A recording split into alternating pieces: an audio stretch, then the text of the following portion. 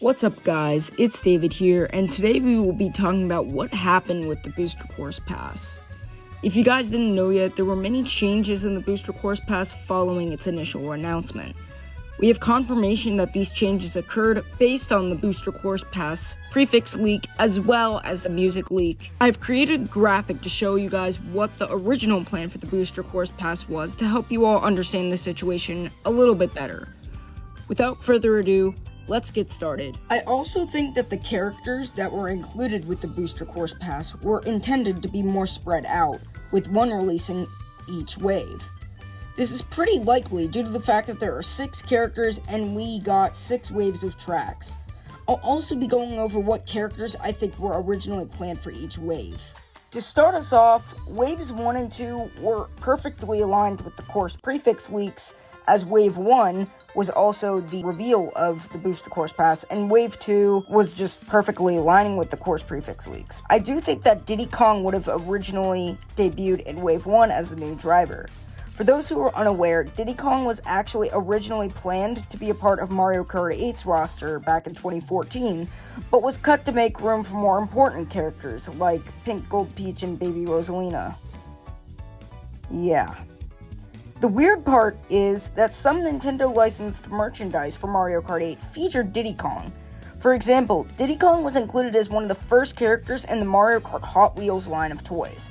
This raises the question about whether Diddy Kong was intended to be in Mario Kart 8 Deluxe as well, considering that the Hot Wheel line was released in 2018, 2 years after 8 Deluxe's reveal and release. Nevertheless, Diddy Kong would have fit perfectly as a start to the DLC. I believe Wave 2 would have introduced Pauline as a playable character as a homage to New York Minute, debuting in Wave 2 as well. I think that the additional characters were a last-minute decision, which is why it was not started into Wave 4. Pauline feels like a character that would be near the beginning of the DLC. She was playable in Mario Tennis Aces, Mario Golf Super Rush, Mario Strikers Battle League, and even debuted as the first ever high-end driver in Mario Kart Tour. It's only a matter of time before Pauline and Diddy Kong both get announced for Wave 6. Now here's where things start to get a little weird. Wave 3 is where some of the big changes start. Up until this point, everything lined up perfectly with the prefix and music leaks. Wave 3 was when this all changed. To start, Waluigi Stadium was originally planned for Wave 3, but ended up switching spots with Maple Treeway in Wave 6 due to Waluigi Stadium not debuting in Tour yet. It wasn't fully finished. Maple Treeway was most likely finished a while before because it had been in Tour for over a year. Wave 3 had many tracks switch spots as well, moving Boo Lake to the second course spot, Rock Mountain was moved to the third course spot, and Maple Treeway being moved to the final course, all in the Rock Cup. Peach Gardens was moved to the second course spot in the Moon Cup, replacing Maple Treeway. I think that if Wave 3 would have added a character, it would have most definitely been the introduction of Kamek into Mario Kart 8 Deluxe. Kamek fits so well with the track selection that he was even featured driving on 3DS Rainbow Road in promotional art. There's no doubt in my mind that Kamek was originally intended to debut in this wave of tracks for the Booster Course Pass. Now, Wave 4 is where everything starts going downhill.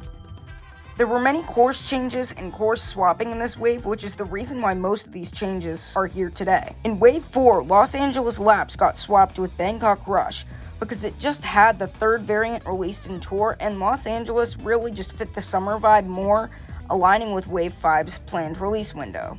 I believe Airship Fortress was originally planned for the DS track in Wave 4, but was replaced due to it being a 1-to-1 remake of previous versions. DS Mario Circuit was included last minute due to its major remake plan for Tour. In my opinion, missed opportunities for Delfino Square. The GCN track for Wave 4 was most likely a placeholder for the bomb cars from either Mushroom Bridge, Mushroom City, or Moonview Highway. Since 2 of those tracks were from GameCube, they decided to put the placeholder as GCN. Eventually, Moonview Highway was chosen, but since it was so late into development, they moved Waluigi Stadium from Wave 6 to 4 in order to give more time to develop Moonview Highway. Riverside Park was moved from the third track in the Boomerang Cup to the second track in the Fruit Cup, probably to better fit with the Cup name. DK Summit was then moved to the third track in the Fruit Cup, and Mario Circuit was moved to the second slot in the Boomerang Cup. Waluigi Stadium was moved from Wave 6 to the third track in the Boomerang Cup, as I mentioned, and Singapore Speedways was swapped with Bangkok Rush in the first and fourth slots in the Boomerang Cup. Something interesting to note is how Piranha Plant Cove was released in Mario Kart Tour the same day that Yoshi's Island was revealed for the Booster Course Pass. Prior to the reveal, many people were confused about if Piranha Plant Cove or the data-mined Yoshi's Island track would be added as the Nitro spot in Wave 4.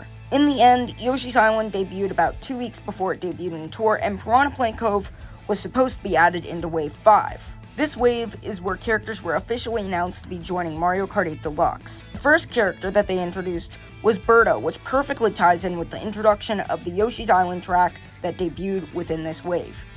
It was an amazing reveal and definitely worth the wait because nobody saw the characters being introduced as DLC, especially this late into the DLC's production. We now move on to Wave 5. This is where some of the biggest changes were made in the Booster Course Pass. Even though we have very little information about why everything was swapped, I've tried to come up with logical reasoning for each track. Like I mentioned earlier, Los Angeles Laps was moved to Wave 5 to better fit the summer schedule and took Bangkok Rush's slot in the Cherry Cup, which makes a lot of sense in the long run. SNES Bowser's Castle 3 was originally set to debut as the third track in the Cherry Cup, but was replaced by Moonview Highway, which came as a huge surprise to the majority of the community. Bowser's Castle was most likely moved to Wave 6 in order to follow the trend of Bowser's Castles being the second to last track in previous entries, which is a great change in my eyes. Moonview Highway ended up debuting in Tour about a week before its reveal in the Booster Course Pass. It's funny because I actually joked about Moonview Highway taking Wii Rainbow Road's slot in Wave 6 a few weeks before the confirmation of Squeaky Clean Sprint. I think that Moonview was a great choice as opposed to Mushroom Bridge and Mushroom City, mainly due to how unique it is among the three. The fact that you can drive on the walls, multiple paths are available, and the toll booths are some of the nicest touches in a Mario Kart track. Track looks beautiful. It is definitely my most hyped track for Wave 5. Next up, I'm going to be talking a lot about a potentially rumored Rio City track. A Rio City track was rumored to be added to Mario Kart Tour, but we eventually got Rome Avanti instead, and my theory is that Rio was originally planned for Tour, as data miners had some sources telling them it would be Rio.